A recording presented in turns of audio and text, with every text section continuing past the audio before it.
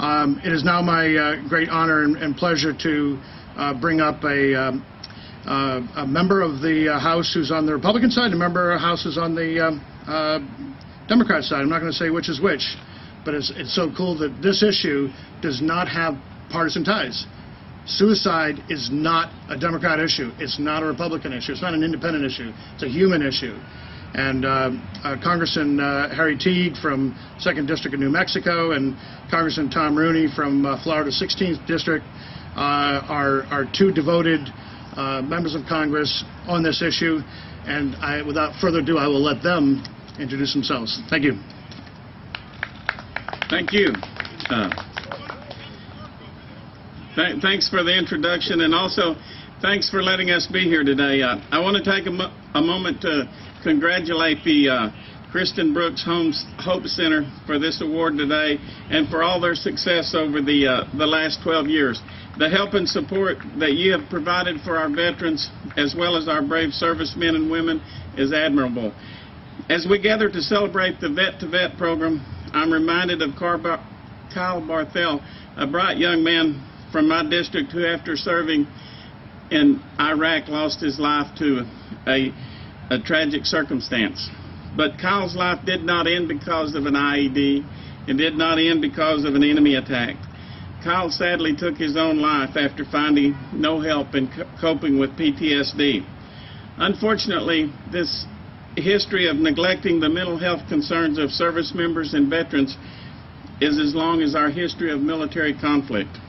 That is why I introduced the Kyle Barthel Veterans and Service Members Mental Health Screening Act.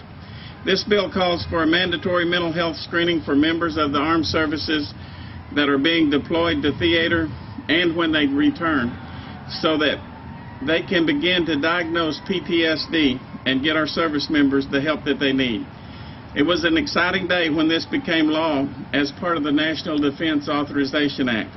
But while we've taken great strides in reaching out to our soldiers and easing the stigma of mental health care in the military, the suicide rate for servicemen and women continue to climb, so we must continue working. In an effort to keep this conversation going, I helped found the Congressional Invisible Wounds Caucus along with Congressman Rooney, who's here with me today, and others, to remove the stigma surrounding mental health. While we would all like to help out as much as we can, it is very difficult, if not impossible, for those of us who have never been in the military to fully relate to some of the issues that face veterans and active duty service members. Peer counseling and suicide prevention programs like Vet to Vet allow veterans and active duty service members to discuss the issues they are facing with people who understand where they've been without fear of being judged.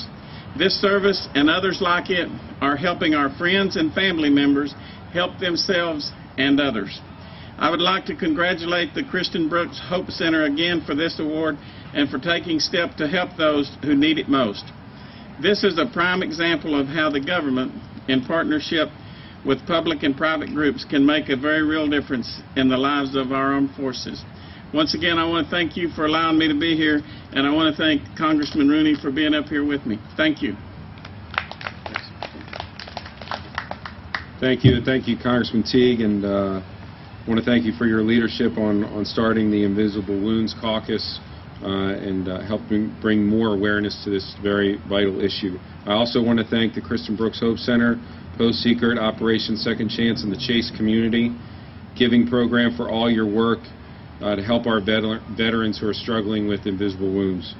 And I also want to say that I'm pleased that we're finally starting to address the issues head-on to give our troops and veterans the help they need and help that they deserve. Our veterans recently did get some good news when the VA Secretary Eric Shinseki, who I served under when I was in the Army, announced new regulations that will make it significantly easier for veterans with post-traumatic stress disorder to get the treatment that they need. And it's a good start, but we still need to do a better job of identifying and assisting troops and veterans who are at risk for mental health problems. I hope Congress will take the next step by passing a bipartisan bill that I introduced along with Congressman Mike McMahon from New York, the Veterans Mental Health Assessment and Screenings Act. Our bill would require returning service members to participate in confidential one-on-one screenings with licensed mental health professionals.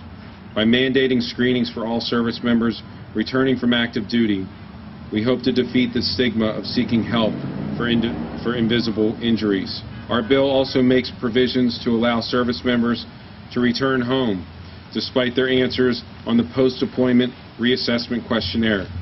And we also ensure that these critical mental health screenings remain 100% confidential.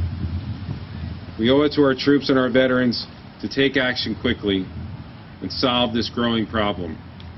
The new VA regulations are a good start, and improving the screening process is the next necessary step. I want to thank you again. Thank everybody that's here today, especially Congressman Teague, Congressman Filner, and I look forward to continuing the fight to help our returning warfighters. Thank you. God bless.